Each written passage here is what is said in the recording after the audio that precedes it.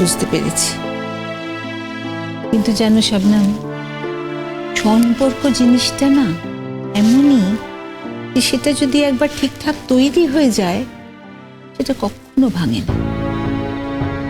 এই দেখো না, এই যে তোমার আর ছোটুর বহু বছর ধরে কোনো যোগাযোগ নেই, সম্পর্ক নেই, কিন্তু তা বলে কি সত্যি সম্পর্কটা ভেঙে গেছে? আজকে যদি তুমি শোনো যে ছোটুর কোনো একটা বিপদ হয়েছে, তাহলে কি তুমি না এসে থাকতে পারবে? নাকি তোমার কোনো বিপদ হলে ছোট না গিয়ে পারবে শবনম?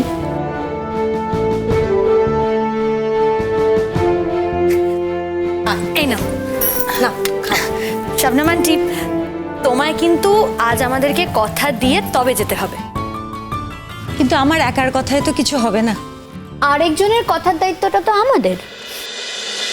জোর করে কারোর থেকে কোনো কথা আদায় করতে হবে না। না না শবনম আন্টি, জোর করতে হবে কেন ভাবছো তুমি? দেখো, তুমি কথা না বললে বা তুমি ইনিশিয়েটিভটা না নিলে পাগলা ঘোড়া তো কিছু বলতে পারবে না, তাই তো? পাগলা ঘোড়ার অভিমানটা বেশি। পাগলা ঘোড়া তোমাকে কাছে পেতে চেয়েছিল, তোমাকে এই সংসারে আনতে চেয়েছিল, তুমি তো আসতে পারো না। তাই এখন ইনিশিয়েটিভটা তোমাকে নিতে হবে, পাগলা ঘোড়া কিন্তু নেবে না, ঠিক আছে? তুমি শুধু একবার বলো যে তুমি রাজি। আজ আসি। হ্যাঁ, ইয়ে বলছি, তুমি তো কিছুই খেলে না। না আচ্ছা,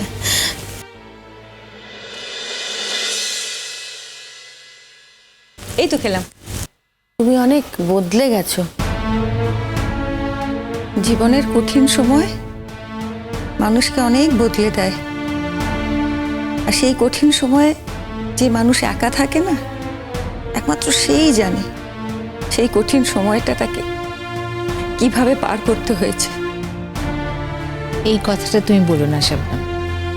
তোমার জীবনে কঠিন সময় কিন্তু অনেকগুলো বছর ধরে চলেছে, আর তোমার সেই কঠিন সময়ে ছোটু কিন্তু তোমার সঙ্গেই ছিল, অনেক দিন ধরে তোমার সঙ্গে ছিল, তোমার পাশে ছিল। তারপরে একটা সময় হয়তো একটু টায়ার্ড হয়ে গেছিল, ফেলে গেছিল, কিন্তু অনেকগুলো বছর তো, এর মাঝখানে একবার তোমার আসাটা কিন্তু উচিত ছিল। মাঝখানে আচ্ছা, আমি বলছি, আমি বুঝিয়ে বলছি তোমাকে। দেখো, তোমার বাপের বাড়িতে অসুবিধা ছিল সে কথা ঠিক, কিন্তু ছোট যখন বিয়েটা করতে চেয়েছিল তখন তুমি বিয়েটা করে নিলে না কেন শবনম? তাতে তো কোনো মানে আমার মনে হয় যে ছোট একটা একটা মানে একটা শেপ দিতে চাইছিল তোমাদের সম্পর্কটাকে, একটা সামাজিক স্বীকৃতি চাইছিল, একটা বন্ধন চাইছিল, তাই না? তুমি থাকতে, তুমি বাপের বাড়িতে থাকতে, মাঝে মাঝে আমাদের কাছে আসতে, আর আমাদের তো তুমি খুব ভালো করেই চেনো আমরা সেরকম মানুষ নিশ্চয়ই নয়। তুমি বাপের বাড়িতে থাকছো বলে সেটা নিয়ে তোমার সাথে অশান্তি করতাম, ঝগড়াঝাটি করতাম, তাই না? আসলে কি জানেন তো, একটা সংসারে যতক্ষণ না আমি পুরোটা মন দিতে পারছি ততক্ষণ কি করে কথা দিয়ে বলুন তো মেজ বৌদি? না না শবনম আন্টি, এটাতে কিন্তু কোনো যুক্তি নেই। তুমি যাকে ভালোবাসো সে যেটা চায় সেটাকে তো কখনো কখনো কনসিডার করতে হবে। তোমাদের কি ধারণা আমি ওর কোনো কথাই কখনো কনসিডার করিনি? শবনম আন্টি, আমি যতদূর আমার পাগলা ঘোড়াকে চিনি, পাগলা ঘোড়া কিন্তু একদম ডিমান্ডিং নয়, বরং অনেক বেশি সেন্সিবল, অনেক বেশি রেশনাল। দেখো, পাগলা ঘোড়া হয়তো সেই সময় তোমাকে বিয়ে করতে চেয়েছিল, তোমাকে কাছে পেতে চেয়েছিল, সেই সময় কিন্তু তোমার পাগলা ঘোড়াকে ফিরিয়ে দেওয়া উচিত হয়নি। ও, তাহলে তো দেখা যাচ্ছে সমস্ত দোষ আমারই। আমি এখানে দোষ গুণের কথা বলছি না। আমি আমি তোমাদের থেকে বয়সে কত ছোট, আমি দোষ গুণের কথা কি বলবো বলো? আমার সেই স্পর্ধা হওয়া উচিত নয়, সেই ধৃষ্টতা হওয়া উচিত নয়। তবে কি জানো তো, পাগলা ঘোড়ার মনের কষ্টটা তো আমি জানি। ভেতরের যন্ত্রণাটা আমি বুঝতে পারি, দেখতে পাই, তাই তোমাকে বলছি। শুধু সেদিন আমি রাজি হতে পারিনি বলে আজ পর্যন্ত আমার সঙ্গে একটা যোগাযোগ রাখেনি, একটা ফোন পর্যন্ত করেনি। পাগলাগুড়া ভেতরে ভেতরে কতটা অভিমানী আমার থেকে বেশি কেউ জানে না, তাই না? অভিমান কি শুধু ওর একারই আছে? আমার নেই? আমার থাকতে পারে না? আছে তো, অভিমান ছিল, অভিমান আছে, আর সেই জন্যই তো এত সব কিছু করেছিস, নিঃশব্দে দূরে থেকেছিস।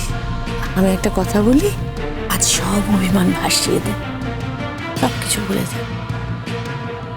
দেখ, আমরা আমাদের সংসারটাকে না সবাই মিলে আবার একটা একটা ছন্দে ফেরাতে চাইছি। যে মানুষটা চলে গেছে সে তো গেছে সংসার ছেড়ে, সে তো আর কখনো ফিরে আসবে না। কিন্তু যারা আমরা আছি, আমরা কেন বিচ্ছিন্ন হয়ে থাকবো বলতো?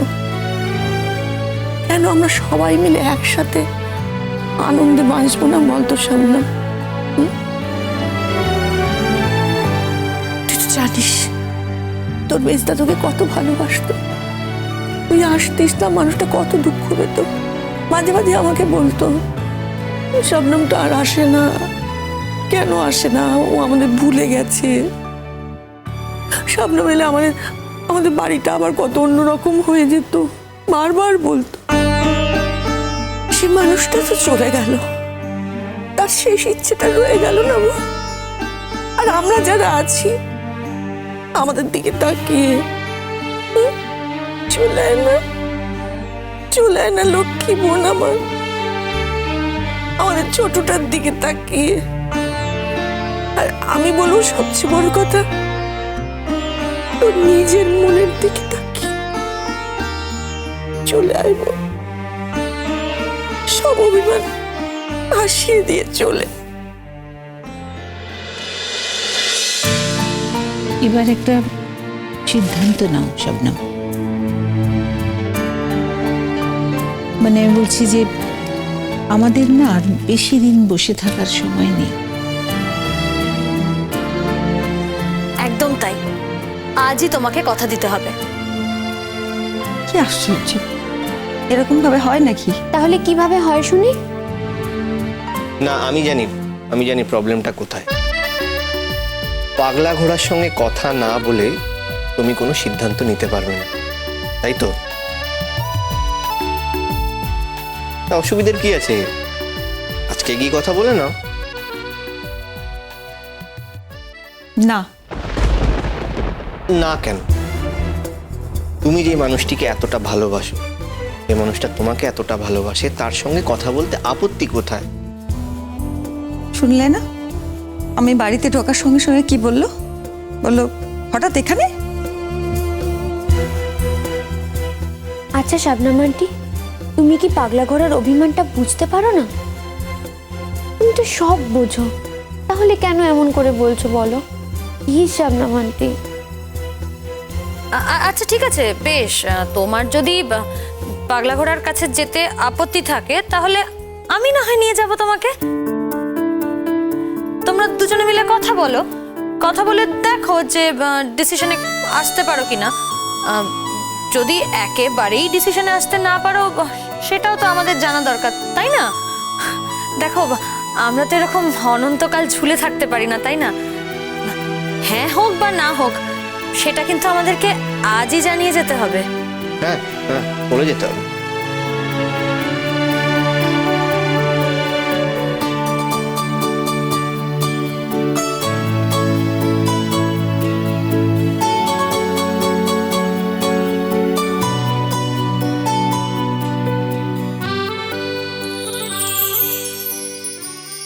তুমি তো এখন ফ্রি হয়ে গেছো, তোমার ভাই চাকরি পেয়ে গেছে, সেটাও তুমি আমাকে জানাওনি। তুমি এটা মনে করোনি তোমার একটা দায়িত্ব ছিল এটা আমাকে জানানো যে তুমি এখন ফ্রি? জানিয়েছিলে? এনিওয়ে ছাড়ো, তুমি আমাকে চাওনি তাই আমাকে জানানোর প্রয়োজন বোধ করোনি। কিন্তু আমাকে না চাইলেও তুমি অন্য একজনকে বিয়ে করে জীবনটা গুছিয়ে নিলে না কেন? ঠিক এই প্রশ্নটাই তো আমি তোমাকে একটু আগে করেছিলাম। আমি আগে আমার প্রশ্নের উত্তরটা পাই। করিনি মানে এমন তো নয় যে করব না।